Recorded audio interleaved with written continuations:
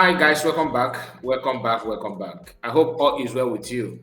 So the picture you are seeing here has been trending, especially this one that has to do with American congressman who happened to be the leader of the team because American President Donald Trump, he assigned a kind of a task to him to find out, to kind of gather information about what is going on in Nigeria, about Christian genocide that Nigerian government decided to deny. Not only Nigerian government, so many people denied it. There's reason why you are seeing Bishop Coker picture here, and this father, Reverend Father, who happened to be the governor of Benue State. When you talk about Christian genocide, the famous place, the first town or state that will appear to mind is Benue State. Not that Benue State is the only state that has been affected by the jihadist movement, but the number of victims there is shocking. Very, very, very, very huge. So they had a kind of fair hearing, not public hearing in America, where some Nigerians and victims from Nigeria, from those areas, Christians, Reverend Fathers, Reverend Bishops, that still have conscience, still have that conscience, they went there to testify about the genocide going on. Like all of us already know, there's a genocide going on. There's no two ways about it. But some people want to shut it down, want to play it down simply because they want Tinubu to continue. In their mind, Tinubu's chance to win election or to continue is somehow slim. Because if eventually it is done, it's been verified that truly there's a genocide going on, they thought that will jeopardize his opportunity for 2027. So people from his tribe, some of them, decided to do all they can to carry out campaign to cover up this obvious that genocide in Nigeria against Christians is well planned and well targeted.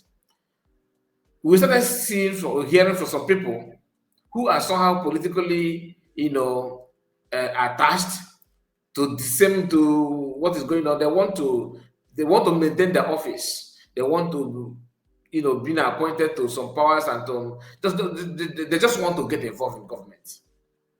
And they started by campaigning that there's no genocide, run a mockery of this word. They started campaigning against it, trying to do all they can, which was the reason why Reno invited Mike Arnold to come and carry out fact finding, which later did not end well. Now that it is now clear to US government that truly something is going on in Nigeria, they first open up to receive information about what is going on. People, went there and tell their stories, different people. And the American government was like, okay, we have to officially send our own fact findings committee to Nigeria. And a few days ago, they landed. They carried out some investigation. Personally, I wasn't comfortable with that, but I don't know the politics of America. I don't know their politics, so I don't know the reason behind it. But I still have this element of trust that something may come out from it positively, because the rate of buying of people in Nigeria is shocking. It doesn't matter where you come from. It doesn't matter your religion. It is shocking. It is shocking.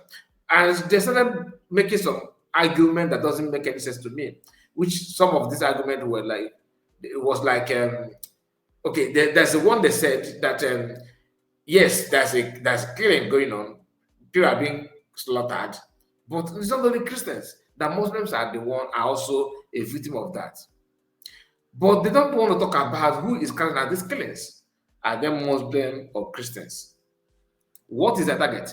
If you say that their target is not Christians, what that means is you are part and parcel of them then, because simply means you know the reason why they are buying people. Some people try to make excuse for them that is about farmers, grabbing land and all that, with dragging land and all that, which doesn't make any sense either, because the land belongs to people before they arrive. So if the owner of the land have right to say, I don't want you in my own land, is that right? Don't come to my land, is that right? And you don't need to buy them in their own land. but not one, not two, not three, so many victims. So, to summarize it, the fact-finding committee arrived in Nigeria and they went to different places. They've tried to see this for themselves. Today, which is the post, the one of them, I think the chairman, congressman, made the post he made today, who happened to be the leader of this mission. And he made a post today. What he said, okay, just proved everything right. And like, personally, I don't even know the figure. It's up to 600,000. But hearing from him now, you can see. Because many people have called out government of the day, cried out like that pastor, I think Israel, what's the name of that pastor? No, not Israel, Ezekiel, okay, who is at helm of, he's the one driving the force from Nigeria. He called out people of the world to come and help. He's the one that officiated the burial of mass grave and everything, not one. He said that in a day he buried, can you imagine, he buried up to 500 people as a pastor. Like, he's the one that officiated their burial. Like, as a Christian, you have to pray and do everything, bless the grave and all that. He's the one that carried out every now and then. He's the one doing that. So he has called many people to wake up and do the needful. He called government, which Gumi said that the man was lying, that he's just doing propaganda, that he bought empty casket and buried it, and the man also responded, people of the world should come and let us dig the grave and see if there's something truly buried there or not. Today, there's no longer somebody say American government have find out things for themselves, and it will look ugly because the Nigerian government spend time denying this fact, denying it with everything in them. Today, that one has come and gone. Now, it did not end there. Our brother Joseph Okechukwu, says something very, very unique on the so-called Benue governor, who happened to be a reverend father. Very, very, shameful that people clergymen or clergymen like Bishop Kuka, another Catholic. What is wrong with these people, to be honest with you? I don't understand, to be honest. Oh my goodness. As a bishop and a reverend, even non-Catholic, in fact, it's not as if they're buying only Catholic or Pentecostals. Everybody is a victim. And you who happen to be, you are leading from your own way, you are still a leader. As a priest, you're a leader, you are the leader of the church, right? And as a bishop, we are actually higher. But seeing two of you speaking from, I don't know, even after you they have condemned the killing and called it genocide, like the Reverend Father, the so-called governor. In the past, he called it what it is. The question is, what has changed? We're going to go there because Joseph Okechukwu have something to say about it. As you can see, the post, this is the picture, all right? This is the Reverend Father, the governor of Benue State, who claimed there's nothing like genocide going on. Then this is the post from Sahara Reporter, reporting the post from this this congressman, saying over 600,000 Christians in Benue alone now living in IDP camp. U.S. congressman raises alarm during visit. So he has confirmed that to be official. Then this is the main reason why we're here. Joseph Okechukwu said, not 600, not 6,000, not 16,000, not even 60,000, but over 600,000. That figure is huge. You can't want to 1,000, you call it one. 1 to 1,000, you call it two. You can't 1 to 1,000, you call it another 3, 4. 1,000, 1,000, 1,000 to 100, call it 1. 1,000, 1,000, 1,000 to 200, you call it 26. 600,000 of his own Benue Christians, brothers and sisters, have been languishing in IDP camp. And this guy did not only keep quiet about it, but also deny there is no genocide against Christians in Benue. Are you, as he's a Reverend Father?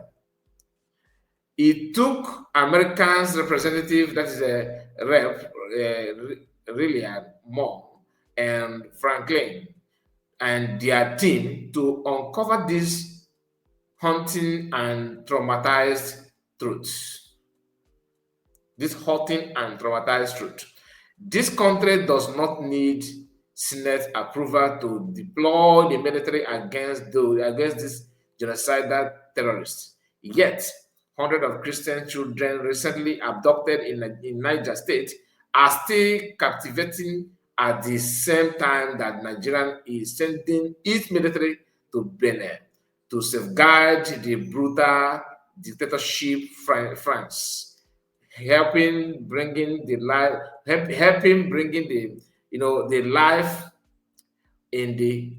that country. Let me take it again. They send military to safeguard the brutal dictatorship France, helped bring to the life in that country. What that means, Nigerian government are helping France in Benin Republic to continue their colonization. Because that's what it does. Colonialism. They always want to hide that as if they are giving independence, but indirectly they are the one ruling you. They are the one dictating what is going on. If not, Macron, the president of France, put a call to Tinubu, instructed him to carry out airstrike, and he did without hesitating. Now, Akpabio, who happened to be Sheikh Tinubu 2.0, whatever Tinubu says must be done. Even Sheikh Tinubu may even resist some of the instruction from his father to compact Akpabio. Akpabio is just like bell. Just put bell there. Anytime you want to, just ring it. People will hear the sound. He don't resist anything from the president.